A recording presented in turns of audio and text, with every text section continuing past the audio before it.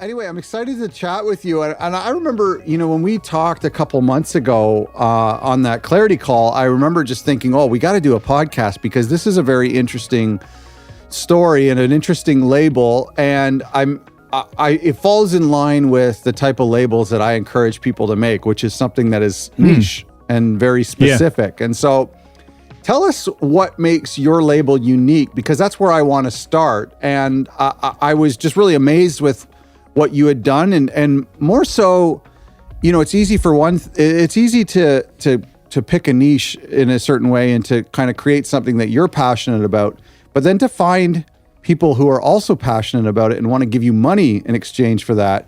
So kind of tell me a little bit about what it is that makes your label unique. That's where I want to start. I think so one of the aspects that we sort of like the road we go down is I love tape machines. I love recording analog, and it's kind of everything I've been into kind of comes from that era where tape machines were, or analog recording was kind of at its height. Yeah. So I've spent the last, 15 years or so collecting loads of vintage recording equipment because there wasn't really any studios around where we are that, I could just nip into and do analog recording. So we just kind of thought, we'll build our own. And then as the record label developed, like these things just sort of grow and develop over time, don't they? My sort of history or time in the city that I'm in, I'm here because I'm a musician and I studied music in Leeds in the UK. And it's a fantastic city it's kind of in this sort of golden zone of not too big and not too small, but it has this college of music where loads of people have just like these incredible jazz musicians have come year after year after year, just like sediment since the late 60s. So it's got this incredibly rich music scene. So I've never left.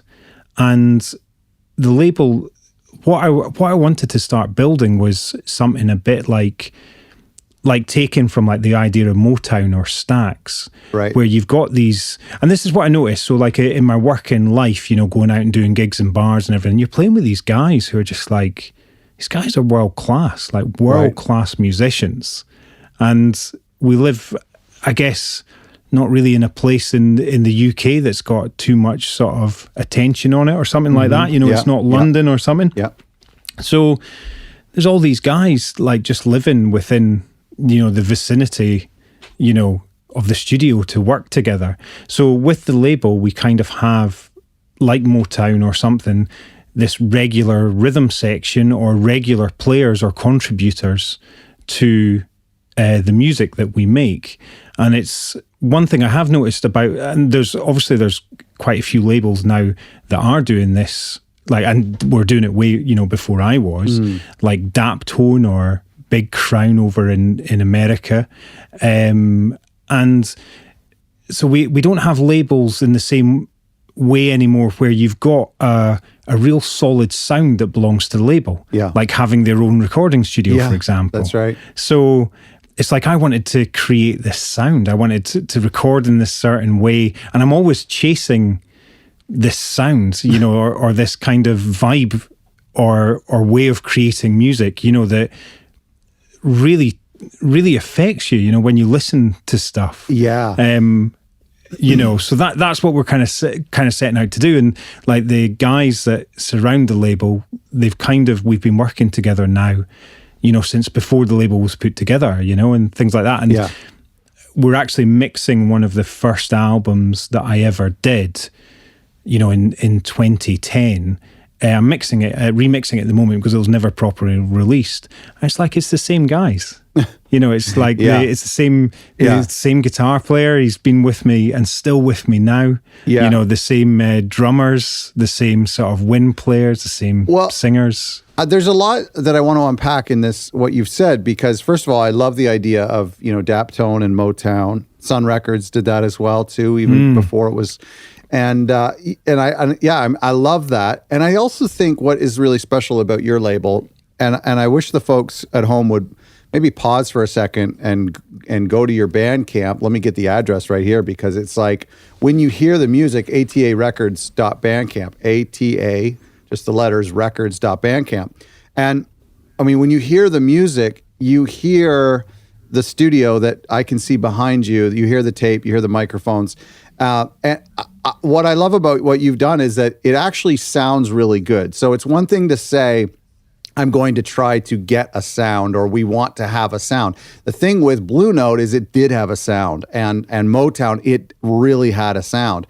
And so to me, what do you think, how much of a role does that quality play for you? Because I think the music is, this, at least the sounds of the recordings and of course the professional musicians, I think that's a lot of it. That's just not something you can absolutely. fake. No, not at all. Like loads of people ask, like in the sort of world that I'm in, like drum sound is an incredibly important thing. Yeah. And loads of folk are kind of like, how do you get that drum sound, man? How do you get that drum sound? And like, well, I start with either my drummer, Sam Hobbs, or the other drummer, Joost Hendricks. Those guys are just incredible. You know, when they get behind a kit, it's just like, what else do you need to do? Yeah. I just have to throw one mic up most of the time. But one of the things that I find really interesting about sound that I noticed, so at points this has been a commercial studio because you need to earn a living, right? And what I would notice is the difference between, you know, with this gear, because this is all like most of it is kind of like 1960s, 70s recording gear that I'm very lucky to have. Yeah. Right. And what I would notice between that and maybe recording to a computer or something is guys would go through and they play, and then they'd come through and they'd listen to playback, and it'd sound like a record already because of the quality of the equipment. Like that's the difference between like this gear from this period and gear that we use you know, these days, which is more affordable to people, you know, and things. But this stuff, it sounds like a record straight away. You know, I've been amazed so much. Like I just pull the fader up and I go, "Ooh, that's my job done." You know what I mean? That's so funny. There must be something about the fact that today we have these tools that are, you know, very, very crystal clear condenser microphones, and they're going into these really high resolution converters, and we're just left with this super naked sound that's like, it's like you're taking a picture or filming a scene and you've just put thousands of lights on it and everything's bright and it actually looks kind of ugly, and it's like, I don't want to see that much information. Whereas, correct me if I'm wrong, the analog is like, it's like a cinema where it's darkened and mysterious and ready to go. It's like I often think like today's recording equipment's like getting changed in an IKEA changing room. Sorry, not IKEA, you know, TK Maxx changing room. Do you know what I mean? You've got all these lights and you're thinking, oh God, I know, yes. You know. Let's talk about you getting changed in IKEA change rooms. What did you just admit to something? Too many of those moments. Yeah, exactly.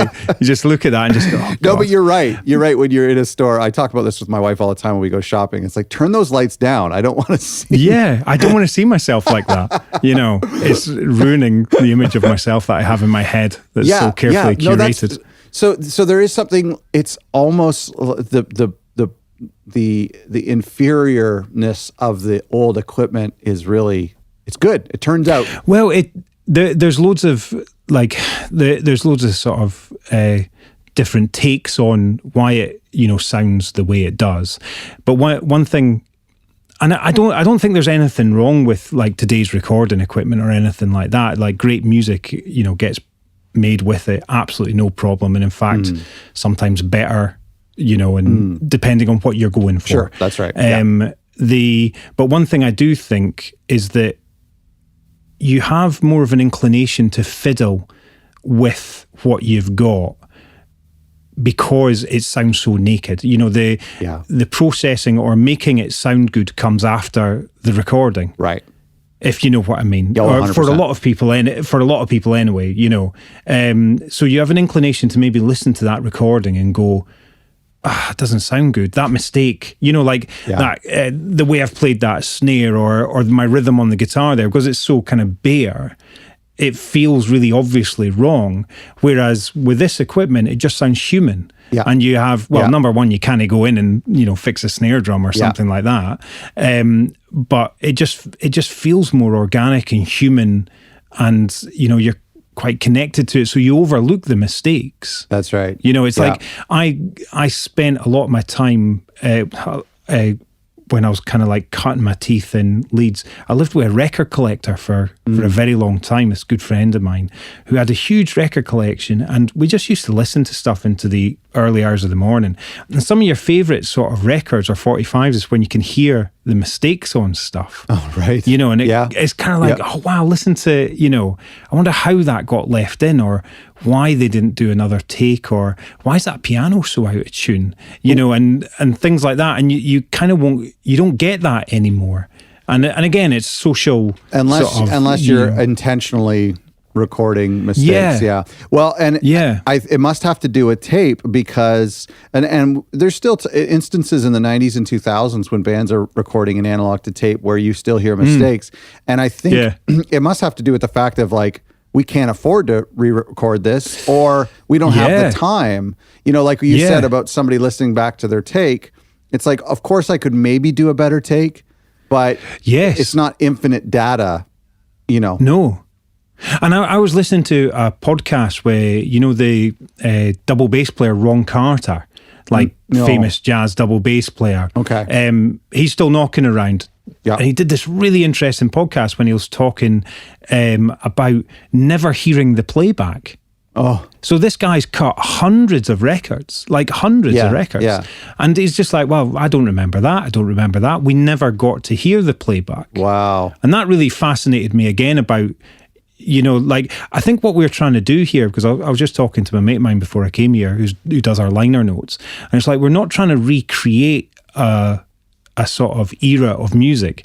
We're just trying to put ourselves in the situation, in the same circumstances. Oh, interesting. And it's kind of like, we've just finished a jazz album at the moment with a friend of mine who's, he's in his 50s, and he's been practicing, he still practices saxophone now.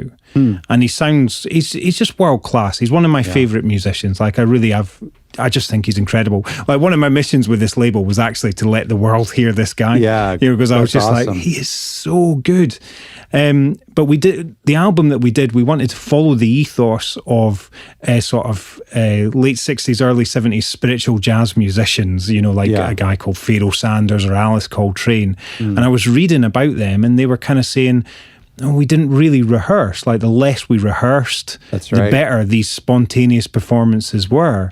And it's kind of like, with this album, I was like, there's something in that. Let's do that. Yeah. And this album that we've done is all first takes. No real conversation about what we're doing. Like, I had in my mind, I'm like, okay, we're going to use these two chords. We're going to have this idea in our heads, and that's it. And it was just like, off we go. Yeah. And we've got four tracks on that album. It's like 40 minutes of music. Oh, wow. That just wasn't discussed. Do you know what I mean? That's it was incredible. Yeah. Just performed. So as we talk about this sound, and I mean, I'm sold. I love the idea. How did you find your tribe of people who would also enjoy this song? Because, and I mean, people listening can go to Bandcamp, and some of these records, are supported by hundreds and hundreds and hundreds of people have bought these records. So tell me, how did you find those people who would agree with you that, and appreciate what you've created? See, that bit I find really interesting, because listen to your podcast, which I do regularly. I think it's an amazing resource for anyone who's kind of thinking of doing this. Even I will suggest it to just music makers rather than label owners or people wanting to start a label. It's just like, here is a deep resource of understanding the geography of the music today. Right. And I think I had the idea for the label, way back before this, but we kind of started the label in 2014. And I had been bugging a distribution company based in London who distribute music like we labels that I knew and things like that. Sure. And they just wouldn't listen to me. They were like, I went through a phase of sort of like, I'm not even getting an answer to my message here. Okay, I've tried a few more times. 6 months later, I've got a grumpy answer to this message. Then like a year later, I'd maybe done something that they'd heard of. And then the guy kind of like said, look, what you need to do, because this was a bit naive of me. I was phoning up saying, I've got a great idea for this label. I'm going to do this. And they're like, what label? You haven't got anything. Yeah. So he finally said to me, this guy, come back with a year's worth of releases. So me and my friend who was willing to start the label with me at that time, we went away into the studio and we recorded 645, so 12 tracks. We did like 14, 16, and whittled it down to 12 really good tracks. And we're like, right, we're going to release these as 45s once every 2 months. That's how we're going to do it. Then we looked at, so the guy was like, yep, we'll give you a distribution deal. Wow. And then we looked into how much it was going to cost to release sort of 645s. And like, wow, we don't have any money, so we can't do that. Yeah. So, and this is something I kind of suggest to a lot of people. You know, a lot of people like you can self-release most of the time now, can't you? You know, you don't really need labels, but we had to find a label, who kind of had the same idea as us, and they put out those 12 tracks as a compilation. Now, what we got from that was a leg up. We got quotes, we got, radio play on, that. So all of a sudden we'd just been taken up this because notch. of this distribution agreement, because of the label, because we couldn't afford it. We ended up going with this label who pressed it themselves. Okay. So it was under a different name, the label. Okay. So it wasn't ATA Records, it was Here and Now. Okay. No, not I've forgotten the name. Sure. I might have called it something else there. But it is Here and Now, I think. So they gave us this leg up because they had the money to press it. They had the contacts to sort of send it to and get press back. So all of a sudden we had this sort of interest around it. And then the money that we got from doing that short run of records, we then used to do our second record. Now, I think we were quite lucky. We were just quite lucky in what we did. Like the second release that we did kind of caught a bit of attention. It was it's a group that we call the Sorcerers, which is kind of taken its influence from Ethiopian jazz, but kind of put through our British kind of creative funnel, if you know what I mean. Sure. So we kind of are trying to add this Ethiopian flavour to the sort of style of music that we do. And we ended up getting a quote by this, you find some people really love to hide their homework, don't they? Then other people are just like, no, come on. Like, that's true. There was this guy from a label called Strut Records in the UK who put out a lot of kind of re-released a lot of stuff from that area of the world. And we asked Quinton for a quote. He's like, could you give us a quote for this record? And he was like, I can't really. I'll do you one better though. And he sent us back a photograph of Mulatu Astatke, who is like the godfather of Ethiopian jazz, with a set of headphones on, with his eyes closed, listening to our album. And a quote. And it's just like, so that album, it's like, we didn't even care if we sold any at that point. We're like, don't care. Mulatu Astatke has said it's great. We've got his seal of approval. Doesn't matter where it gets played now. But we had quite good, it just seemed to resonate quite well with that one. So we did all right. So we instantly kind of hit the ground running. And after that, when did you get a sense that this type of music or these type of releases, because they're not really artist-centric releases, right? They're more about the genre. So when did you get a sense, hey, this is clicking? Do you know, I still don't know if I get a sense that it's clicking yet. It's like where, it's interesting, man. Because you've always got your eye on the next one. You're always kind of like, well, how do we make this better? So even when I talked to you for the first time, that was like the first time I kind of felt like a little pat on the back, if you know what I mean. Because it's you're stuck in this bubble of kind of like, how can we do it better? How can we reach more people? I remember we had that conversation. Yeah, I mean, you didn't realize that, you know, you look at the library archive that you released and you click on the more button of the people who've bought that record, and it just keeps going and going and going. And, you know, a lot of us, myself included, can oftentimes struggle to sell 10 copies of a record. And I'm clicking on this more button, and it's not stopping right now. I'm seeing, you know, supporter after supporter. Like, that's insane. Again, it's really nice to hear, man, because you just got your head in it all the time. I get it. I get it. Yeah. You know. Yeah.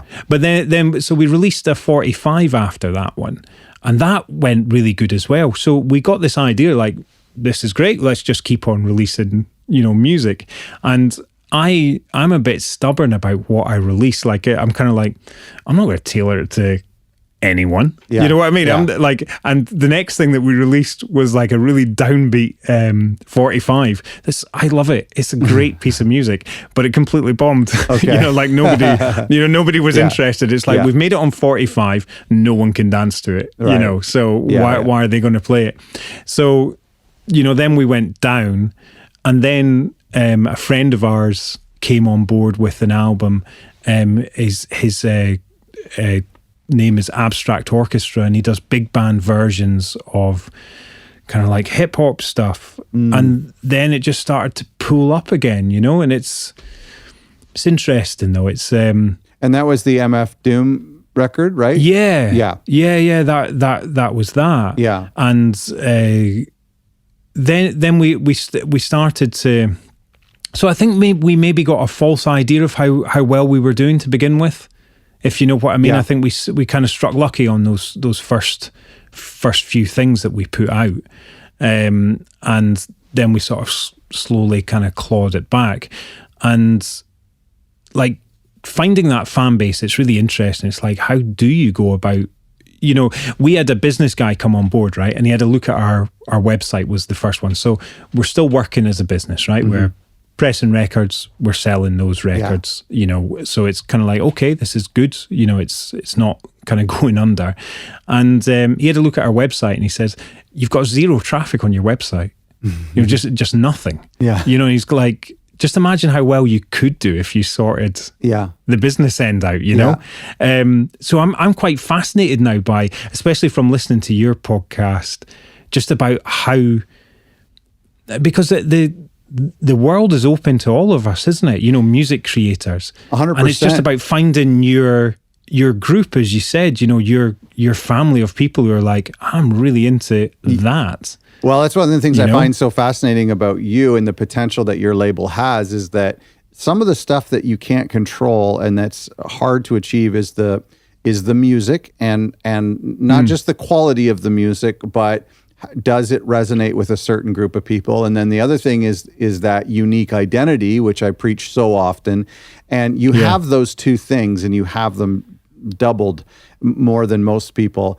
So the other things that you're talking about, like SEO or, you know, distribution, those things are kind of easier to go out and get. And so I just find like you have a lot more potential, because a lot of people are like, oh, I have a great website, but I don't yet have that tribe, or I don't yet have that music. Yeah. Do you have a customer avatar in mind, like an average customer type, a personality in such a way that you can sign an artist or create a product and know that it'll get your audience excited? I mean, have you come to a point? That's interesting. I don't think I've come to a point yet with that. And I kind of feel like our customer base is quite narrow at the moment. Okay. You know, I kind of want to try and really expand on that. But what about is there a common denominator in the releases that have been successful for you? I don't think so. Okay. See, that's the interesting thing. I don't think so. Like, sometimes the people who come in, like, for one thing, don't translate over to the other. Sure. You know, and it's kind of, that's normal. I kind of think maybe it's going to be a while before the whole thing kind of, you know, joins up, if you know what I mean, as you make more releases. But you tell me that when you release something and your Bandcamp followers get the notification, there's usually a good response. Is that not Is that true? Yes. Yeah, there is. And like we just like today, we've got a release coming out, and it's the first time I've taken on a younger artist that's outside of my circle of people that I work with. Okay. And this is like a different genre too, right? No, it's still in that kind of jazz idiom. You know, he's still got like a firm foot in that. Like one of the reasons I think it's like I really liked the record. He brought it to me. You know, that helps. You say that about all of your releases, which is it's so cute. It's like all of us label owners should like these records. Yeah. We should be the biggest fan. Absolutely. And it had like jazz that I don't like is sort of like highbrow jazz, right? Okay. I prefer jazz that appeals to a broader range of people. Yeah. That doesn't mean that it doesn't have to have kind of like out there elements to it or things like that. Yeah. But it has to have like, I feel like a sense of grounding or something in it. Yes, that's right. And it's not all. I agree. Like it's people trying to tell a story or paint a picture, not show you how good they are at an instrument, you know? And on this record, I really felt that, I really got that feeling, you know, from this guy's record. And he's a completely unknown artist, if you know what I mean. It's his first like proper vinyl release, I think. And we managed to get great pre-orders. He did this, like the reason why you might be thinking it's something slightly else is he's really into modular synths. Yes. Right? I think so he did this. We did this really good thing where we were knocking heads together. And again, this is, you know, like listening to your podcast, you know, how can you, what can you give to make your fans' experience, you know, like as good as, you know, something special and things. And we're kind of like, what can we do?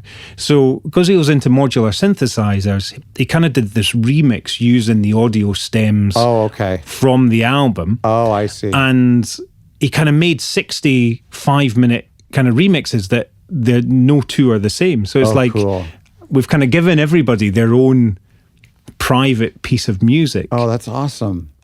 And all those pre-orders went before release. And I was like, that's amazing. That's what's so exciting in a way, like these people have belief. Do you know what I mean? They won't all be ATA fans, you know, but there'll be a large chunk of them that were. Yeah. And they've kind of gone, I want to get behind that.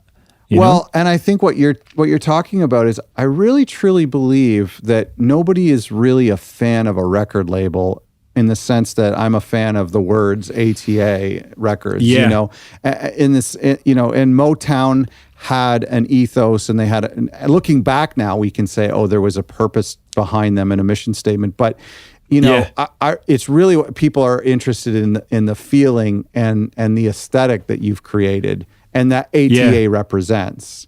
And so that's what I was thinking, you know, when you were saying it, like I was saying about it all meeting up. I think it's almost like only when, hopefully, I'm kind of in this for the long haul. I've got no choice, you know. When people look back, they're going to see that kind of body of work. That's right. I like the idea of people looking through albums and kind of going, oh, wow, that's that guy that did this album who's playing tenor on this, or that guy's project who played drums on all these things. So then how much of that has been intentional for you? Because when I look at your Bandcamp page, I see a consistency in the artwork in the sense that there is like kind of a geometric look. And then for the most part, I would say 100% of the records have the ATA logo in the top right corner. So that to me has got, like, you're thinking a little bit about Crate Diggers, aren't you? Yeah. Oh, definitely. I like one thing, and I don't often like music that people make when they make it with the intention of trying to get it sampled, right? That's a thing, isn't it? You know, 100% agree. Yeah. You know, and it's like, you're not really understanding what makes a good sample, you know? But I like to think I like to make music that people might like to sample. You know, like I'm not making it for a sample. You know, but it's like in my genre, it's the same thing with playlists. People are like, they will write songs that will sound good on a Spotify playlist. And I hate that. And I could probably do that in an hour, create something that I know would go well on the certain type of playlist. But I hate that. But I do see your other side of it, where it's like, but at the same time, I could do something that I'm proud of that will still work. Yeah, like when you listen, like when you, I spent all my money on studio gear, right? Where other mates of mine spent all their money on records, right? I just kind of split it.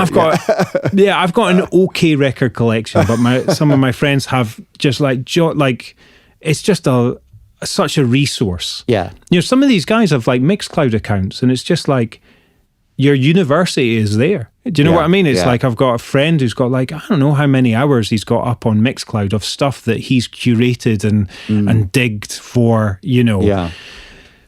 And it's like you put on some of those and you kind of like listen to like the drum break at the beginning of a tune that then turns into some sort of 60s lounge thing. And you're like, how did that drum break and how did that come about and then turn into this, right?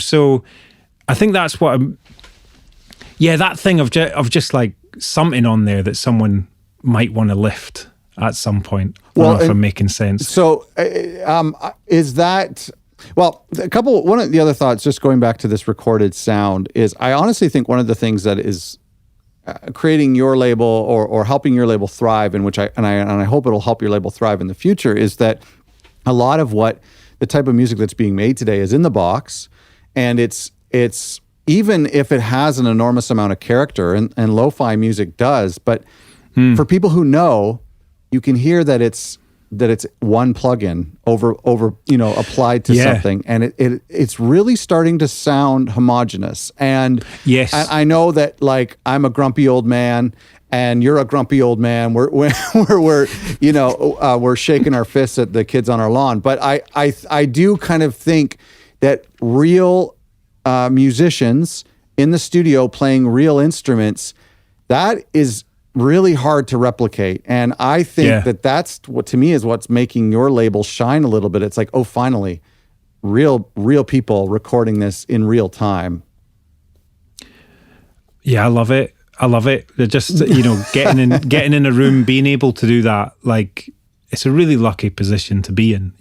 Like, even in the harder times, got to remind yourself that it's like, it's just such a great experience, and it's people can't afford to record like this. I've been lucky to be able to find the equipment at a time and just dig in for it, to be honest with you. Like I dig for equipment rather than records, Yeah. And I've bought all this stuff on a shoestring and sort of, hustled my way to having it.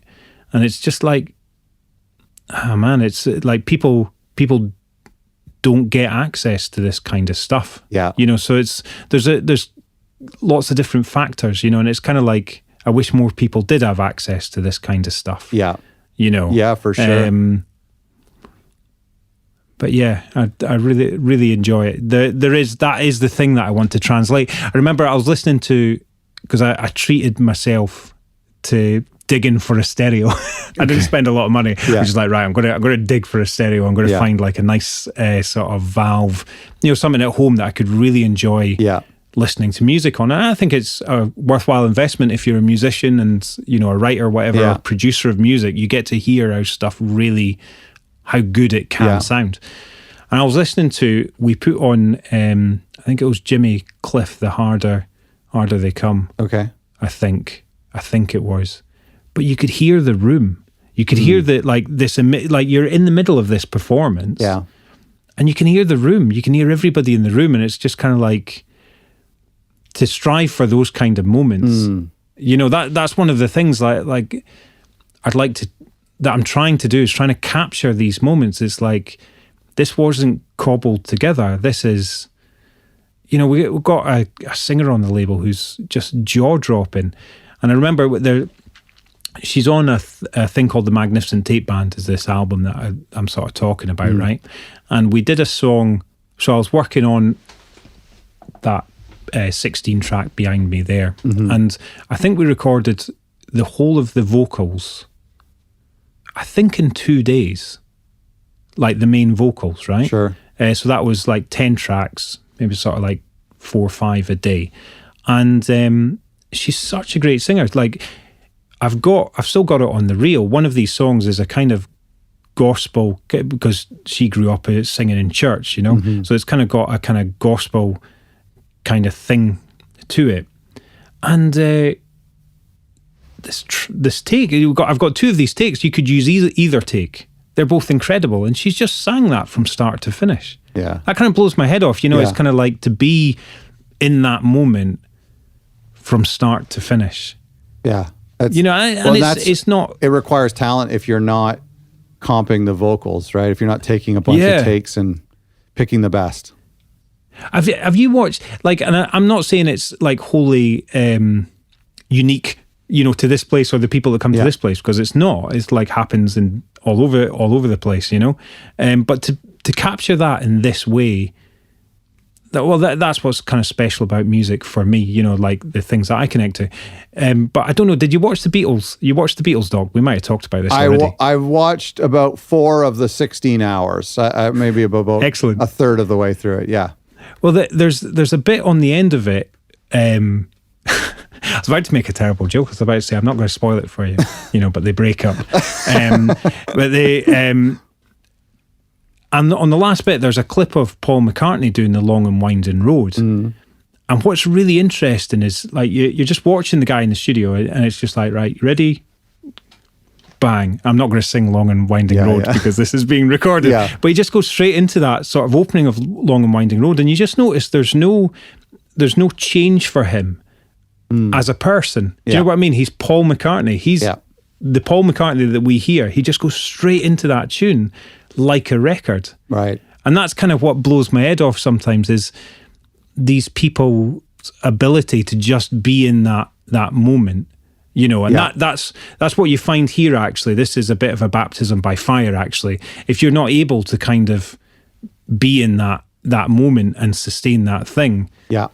You know, whether that's a ham-fisted thing or a really perfectly executed thing, they're one in the same thing, really. You know, it's just being able to stay in that moment, you know, without kind of coming out of it. Well, so I does your label enable you to do what you love when it comes to collecting this gear and recording? Is it, like, what role does the label play? Because it sounds like your initial passion is this gear and recording amazing musicians in making these authentic records. What role does the label play in that passion? Oh, well, like I'm hoping at one point the label will start being able to support the studio, so I can actually get all this gear fixed and working. It is just a vehicle for us to create this music. You know, at the end of the day, you know, it's an excuse to create this music. Yeah. I don't know. Sometimes I think about this stuff, man. It's hard to find an answer sometimes. Sure. You know, it's like I've just always wanted to write and record music. Yeah. And I guess I'm quite stubborn. You know, that the podcast that you just released about, you know, not the long game, but, you know, it takes time. Yeah. And your resolve, you know, you find out about your resolve. Yes. And it's kind of like I've found out about my resolve, you know. Yeah. It's like, this is what I want to do. So, you know. So is the top priority for you making this music? Is it the creation process and everything else supports that, or how does it rank? I think the top priority is making it, but unfortunately, unfortunately, like I've been finding out, because you'll know this, you know, through the reason I got in touch with you, is I took over the business side of this label, I don't know, 6 months ago. So it's been running about 7 years, I think. And I was really good at avoiding the business side, because I really fucking love this side of it. You know what I mean? Like, this is where I you know, I'm happiest, know what I'm doing. You know, I feel like this is where my experience is best put to use. I'm not very good at all that other side, and I ended up avoiding all of it, and then ended up having to take it over. And what I have found over the last 6 months is what has taken priority is learning about running a business, you know, and the reality of that. And the reality of that has meant I don't get to come down here and record Yeah. in the same Yeah. way as I did before. Now, hopefully that is not a permanent situation, because it's a steep learning curve, and I've got to get that underhand. And I'm very lucky in that my partner's going to be taking over a lot of that business side, but we have to learn about it first together. She's never done a record label, you know, so we're in this kind of like big learning process. Oh, so you're bringing on somebody new. Yeah. Oh, yeah. okay. To sort of like my partner, because she's incredibly well organized. Can you tell me then, I forgot to ask you this, and I think our listeners might know, but give us a short history of how this started 7 years ago and then to where we are now. Okay, so going back a bit further, I'd just always been interested in studios. Yeah. Like making music. Yeah. You know, my training is as a bass player, and I write music, right? And before I had a studio, I used to have an 8-track tape machine that I used to use in the basement of a nightclub that I worked in very regularly. So we'd go down there and record. And then we found this place about 15, maybe 16 years ago, which is a set of garages, actually. And me and my friend, a Hammond organ player, we sort of started building a studio here. Yeah. And since I started, you know, the studio, I'd always had in my mind of calling it All Things Analog. That's what my recording studio was this desire to do things analog. Yeah. And they called acronyms. I like acronyms on labels, you know. So ATA was like, that's what it was called. And then I was like, well, I want to start a label. You know, don't know why. But I was like, right, well, I'm going to start a label. And that was maybe about 2010. And I made my first, I kind of locked myself in here for about 9 months. I didn't shave, had a beard, sort of down to there. And kind of, you know, learned about recording and writing and all this kind of stuff properly.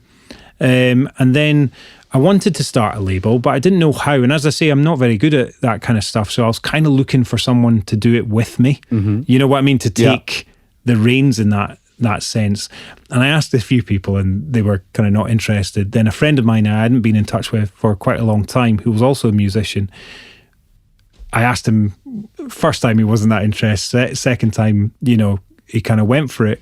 So we started the label in 2014, I think. And then come sort of around the sort of COVID time, things just started to, like you said, you know, about the long haul. You know, you find people kind of go off in different directions. And our directions, you know, we went that's off totally natural, Yeah, and so it then became apparent that, you know, we should sort of go our separate ways on that. And that's when it was like, right, I have to run a label now. You know, he was very good at leaving me a lot of information, you know, and sort of help with that stuff. But that's someone else's methods, and you've got to learn your own way, don't you? Yeah. You know, so that's where I'm at now. It's like 6 months down the line. Man, it's been tough. It's been really tough. Like, so what part of the job? Because I mean, you've obviously got making the records and finding the artists. But so what part of the job? What part of the business side of the job are you struggling with? Is do you find the? So it's almost like each aspect of it's like a different hat, isn't it? You know, it's like and a different skill set to get your head round. So the first thing that I kind of got my head around, which you like, I remember this phrase that you kind of said to me a few times. I just keep on remembering this: money on the table. Because at the end of the day, the label's got to make money, right? You know, and one of the problems, sort of like around sort of that COVID time or whatever, I realized that because I did a massive studio renovation, and I realized I was still doing a lot of stuff for nothing. Yeah, you know, and it's like I've invested in all this equipment. I'm putting in all the time to record it, write it, get people involved, everything, mix it, you know, all this stuff. And it's like, still, I'm not really drawing any money from it, you know, even though it was doing okay as a business. So it's like money on the table, like you say. It's like, I've got to primarily make this work for me and my family. You know, I've got to bring money home. I've got to justify doing what I'm doing. And so the first thing I got my head around was emails. like I've noticed that. I'm on your mailing list. I noticed it. It's great. I really enjoy it. Good for I you. really enjoy it. And you've been very consistent. Oh, thank you. I've had someone kicking my arse with it as well, a sort of business advisor who came on with the label and has stayed on to sort of help me, who's been invaluable as well. So like that email marketing thing, and this is kind of why I think, there's a slice, is that a good way of putting it? There's something out there for musicians, you know what I mean, to carve their own career and their own living, and it's just understanding a lot of the mechanics of the other side of things. So like I find it quite easy to talk to people about what I'm doing, so I can genuinely talk to people in the emails, Yes. And that's very true. And that's great, because it's really like it feels like a two-way thing, It's like, are you hearing back from people? Are people responding and purchasing when you send an email? Yeah, they are. That's and like the money on the table thing. It's like I have no excuse now to avoid sending an email. That's right. Because at the end of the day, when I send an email, people might buy something.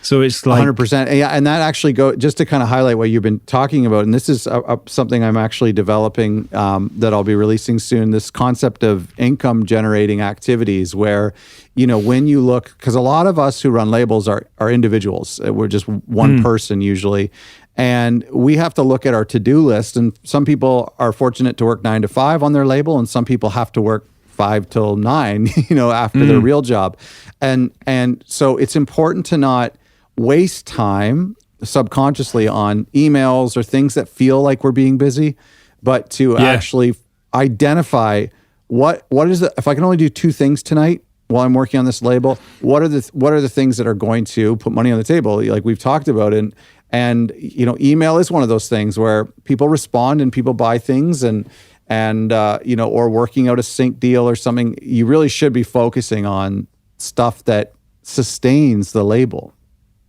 Absolutely.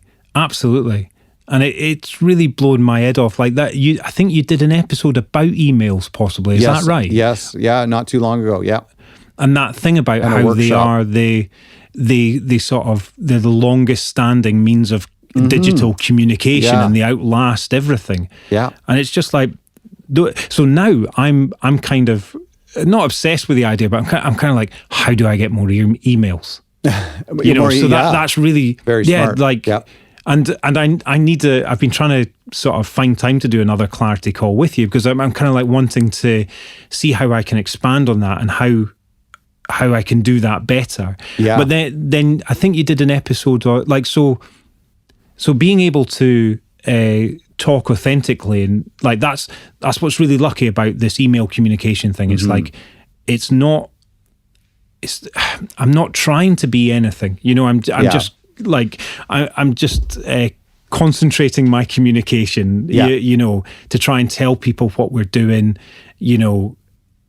and try and pull back the curtain a little bit, give them more insight into the experience of kind of like what we're trying to do here. Well, email is another thing that is just insane if people are not using it and not doing well, and in any sector, but definitely as musicians, independent labels. And I would suggest for people to hop on your mailing list, and I'd also suggest for people to hop on other labels' mailing lists just to see how often people, the frequency, and I mean, you're sending out really simple emails. They don't have to be elegant at all. They can just be text with some album covers.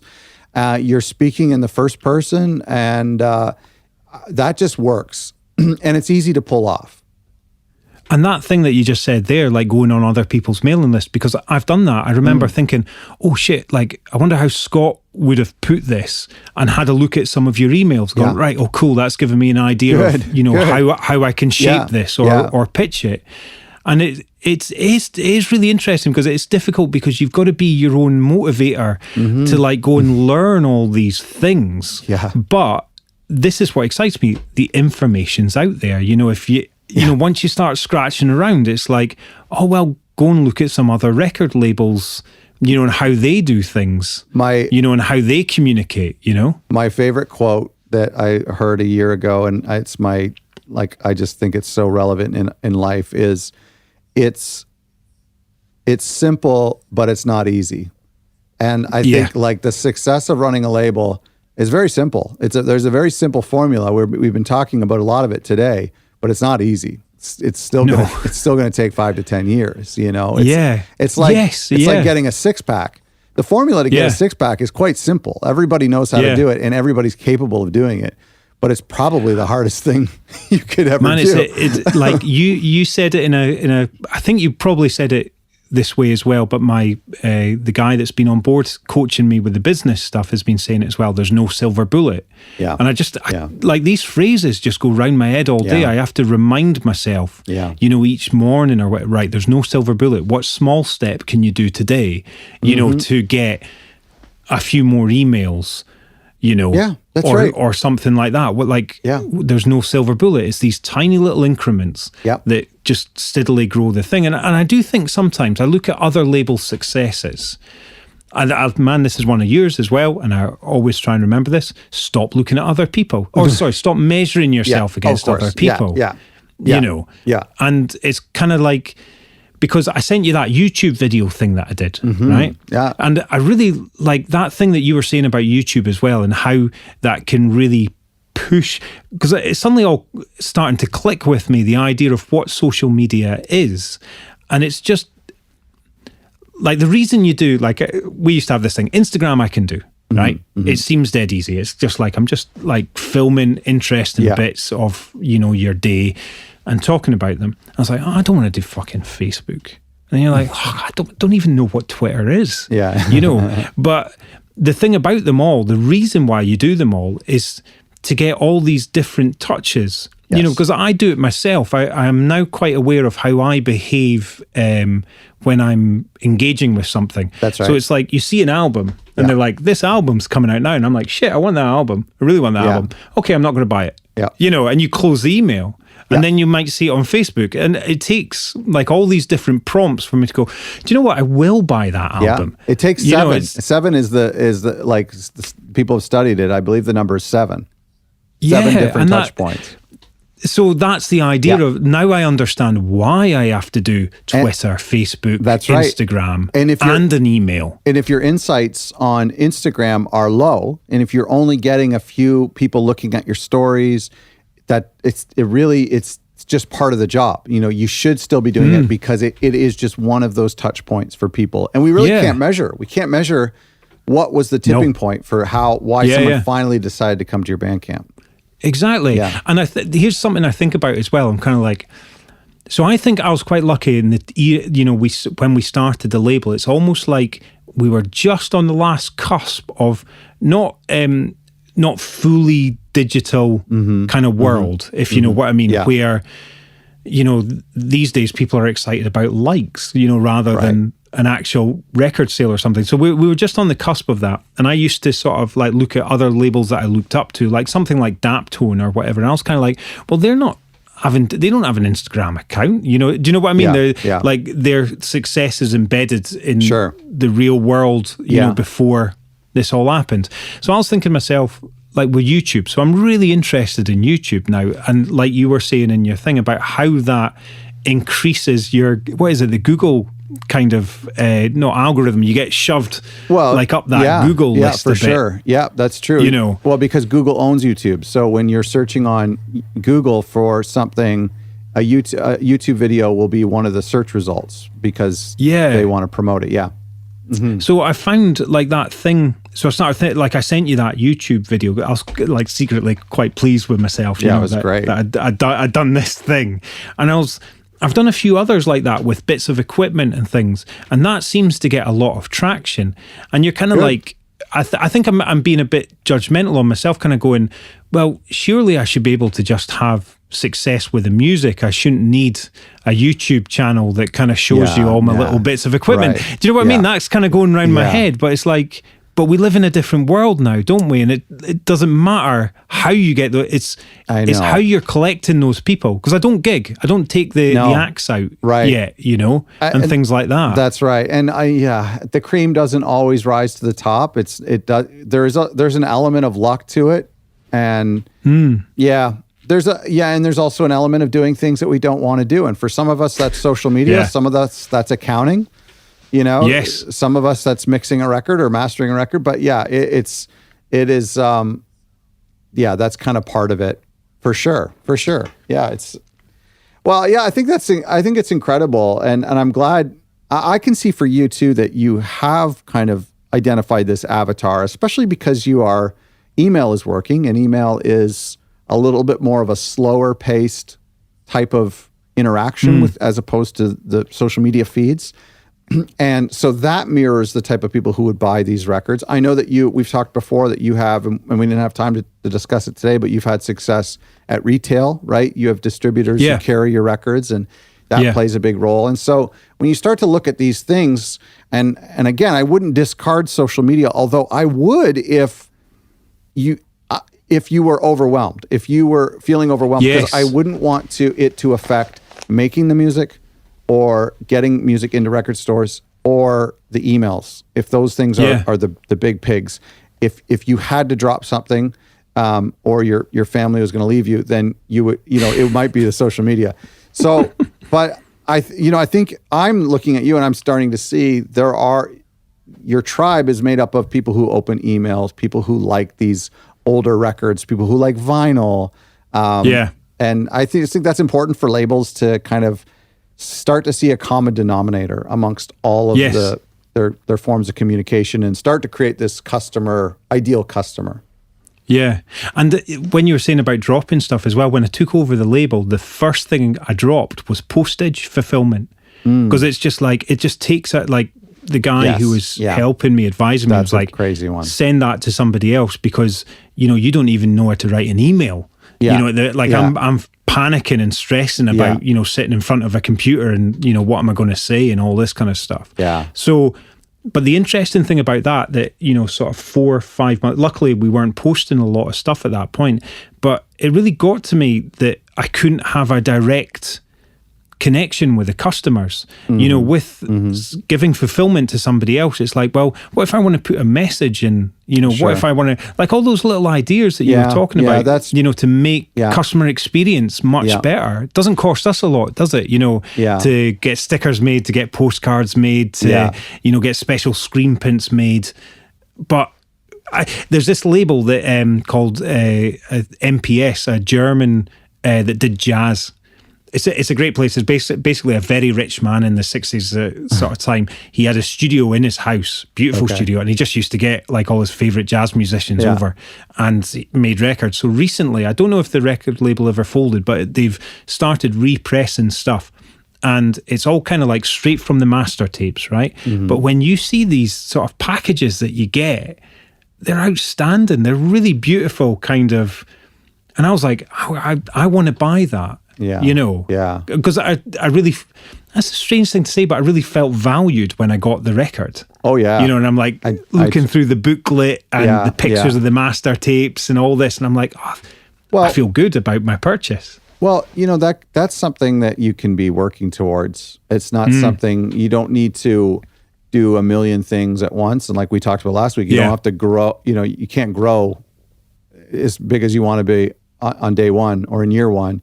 So that's totally fine for you to be like, that's my goal when I have an in-house production designer, that's the goal for sure. Yeah, no, I get that.